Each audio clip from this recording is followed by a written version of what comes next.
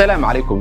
sidaan la socono madaxweyne Donald Trump waxa uu soo jeediyay in gudaha Marinka Gaza muddo 60 cisho xabad joojin laga hirgeliyo isagoo waliba sheegay in Israa'iil xabad joojintaasi ogolaatay maalinkii shalay iska caabinta Falastiiniintu way ka soo jawaabeen inkastoo ay codsadeen in wax yar saxitaan loo baahan yahay arinkaas oo markiiba Israa'iil ay ka booday Israa'iil waxay hadda halkan ka helaysaa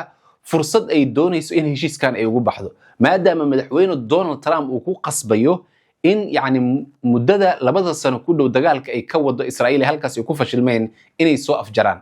haddaba iska caabinta Falastiiniinta saddex qodob oo aad u sahlan ay soo jeediyeen oo aan u baahnaynba in laga boodo Israa'iil dhaqan ahaan waxaan la soconaa sida Ilaahay subxaanahu wa ta'ala quraanku inoogu sheegay mar walba aad ballan la gasho in ballankii ay ka baxayaan mar si ay raadinayaan nabiyadii alle ballanka ugu bixi jireen marka waa wax caadadooda ah maaha wax ceebtooda ah bal aynu fiirino qodobka koowaad waxay tahay iska caabinta Falastiiniinta waxay yiraahdeen sidii aynu ku heshiinay bishii January ama bishii Janaayo 2025 gurmadka gudaha Marinka Gaza soo galaya waa in ay maamulaan qaramada midoobay iyo sidaas oo kale bisha cas lanqeyrta cas kuwaas inay maamulaan arinkaas marka Israa'iil wax bay ka dhaxurisay waxay leedahay waxay fursad u siinaysaa Hamas in ay sii jirto sidaas oo kale Hamas waxay fursad u siinaysaa inay helaan raashin badan shidaal badan iyo gurmad iyo daawooyin maadaama iska caabinta Falastiiniinta la kari waayay muddada 20 bilood ama 2 sano ku dhow in godadkan Marinka Gaza laga soo saaro marka tan waxay siinaysaa ay leeyihiin in godadkooda shidaal iyo sidaas oo kale raashin muddo dheer ay ku sii dagaalami karaan ay siiso waa sida markaas iyaga ay ku marmarsiyoonayaan shuruudda labaad ee Israa'iil marmarsiyada ay ka keenayso waxa kamid ah iska caabinta Falastiiniinta waxay soo jeediyeen muddada 60 cisho xabad joojinta marka ay dhamaato waa in la sii kordhiyaa muddadaasi si markaas wada hadal ay noogu yeelano arimahan ciidamada Israa'iil sida ugu bixi lahayd Marinka Gaza sidii loo soo afjari lahaa dagaalkan oo dhan laakiin Israa'iil iyadu waxay doonaysaa muddadan 60 cisho hadii xabad joojinta ay dhamaato maalinka 61 ba in duqeymihii weerarkii ay bilowdo arinkaas oo iska caabinta Falastiiniinta ay diidan yihiin iyaga oo ku kalsoon hadalkii madaxweyne Donald Trump ay waxay yiraahdeen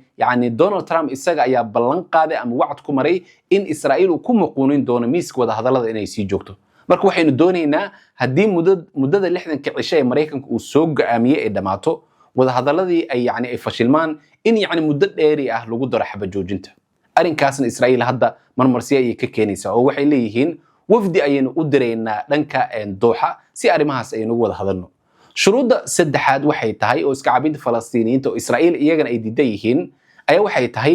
in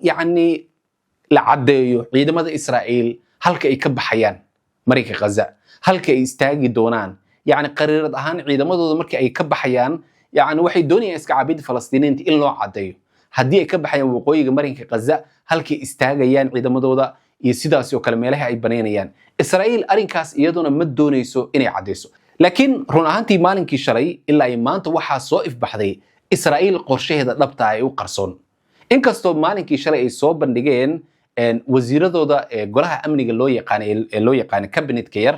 ay waxay soo bandhigeen qorshe ay ku doonayaan dadka Marinka Gaza degan in dhulkooda looga boobo arinkaas oo Israa'iil maalinkii shalay waxay soo bandhigtay qariiradan hortiina ka muuqata qariiradan aad u jeedaan xadka Philadelphia iyo xadka loo yaqaan Morag inta u dhaxaysa Israa'iil waxay ku andacoonaysaa inay ka dhigi doonto meel loogu talagalay arimaha bini'aadanimada iyo gurmadka degdega ah aagaas raashinka gawaarida wax walba shidaalka wada in halkaas la keeni doono dadka Marinka Gaza degan laga bilaabo waqooyiga ilaa ay koonfurtana inay yimaadaan dhanka koonfurta arinkaas marka Israa'iil ay isleedahay waxaad fursad u heli doontaan dadka waqooyiga muddada 2 sano ku dhow ee dhulkiina ka qaxaad laheedeen in iyagoo arkaya raashin doonanaya ama dhanka raashinka u dhugugaya in dhulkoodii si fudud aad ku heshaan ciidankiina halkaas aad geysataan arinkii marka iska caabinta Falastiiniinta way diideen waxay taagan yihiin wixii aynu ku heshiinay bishii January 2025 ahayd gurmadka laga bilaabo waqooyiga ilaa ay koonfurta iyo bartamaha gawaari xor ah oo qaramada midoobay iyo sidaas oo kale lanqeyrta cas iyo bisha cas ay wadaan hanoola soo daayo Israa'iil inaysan waxba shaqo ku lahayn Israa'iil arimahan inaysan gacmaha la soo gelin arinkii ay hadda marka ku adkeysanaysa waxay rabtaa marka si heshiiskan ay ugu baxdo inay tiraahdo halkan ayaan raashin ku qaybinaynaa waxay haddii kale iska caabinta Falastiiniyiinta shidaalka daawada gurmadka ay heli doonaan muddo dheer ayayna la sii dagaalami doonaan marka si aan u cuna qabatayno iska caabinta Falastiiniyiinta dadka Falastiiniyiinta waqooyiga degan ilaa ay koonfurta degan ee 2 milyan aagan ha isugu yimaadaan waa aag u dhaxeeya Philadelphia sida sawirka aad ka arkaysaan iyo sidaas oo kale Morag waa aagii goor dhaweyd ay sameeyeen laakiin iska caabinta Falastiiniyiinta arrinkan go'aan weyn ay ka gaareen oo waxay sheegeen inay doonayaan Israa'iil guud ahaanba aagan loo yaqaan Morag iyo sidaas oo kale Philadelphia ha isaga baxan aagaas ha isaga baxan oo ha ku ekaadaan meesha loo yaqaan Karim Shalom oo ah meesha yani raashinka ugu soo gali jiray gudaha Marinka Gaza aagaas ha ku laabtaan يعني أما أقولان جدار كمريك قزها استعجان جود أهم بهاي سجبحان أجان هدا إليه راشين كأين كقابيننا مركا رون أهانتي وحموقة إسرائيل هدا إني بادي جوبيسو مرمرسية كلا أو هشيس كان يجوب بحليد لكن دونالد ترامب السجنة نكت أيوكها يعني كي أو فارك نتنياهو وحقوق صبية إن هشيس كان أوجله سيدي وأسو بتباسن لها dad kan gudaha Marinka Gaza loogu haysto dhanka kale wargeyska loo yaqaan macaarif ee Israa'iil ka soo baxa ayaa waxa uu sheegay Israa'iil inay ku fashilantay howlgalkii tan ilaa ay bishii Maaj ee ka waday gudaha Marinka Gaza ee loogu magac daray Gidcoon wargeysku wuxuu leeyahay ilaa ay 34 askari kamid ah ciidamada Israa'iil ayaa gudaha lagu dilay Marinka Gaza tan ilaa ay markii bishii Maaj howlgalkan uu bilowday sidaas kale wargeysku waxa uu sheegay in yani heshiiskan hadda la gali doonay xabajoojinta يعني هو أقولان دونت إسكعابين فلسطينيين تأود دود إني كسي جرتو جودها مريكا غزة ولي بورجيس كوحو كوسي دري إن أرين كان يعني إسرائيل عدينا إنه كفة شلنتي تضبطي أكتوبر وحي دعي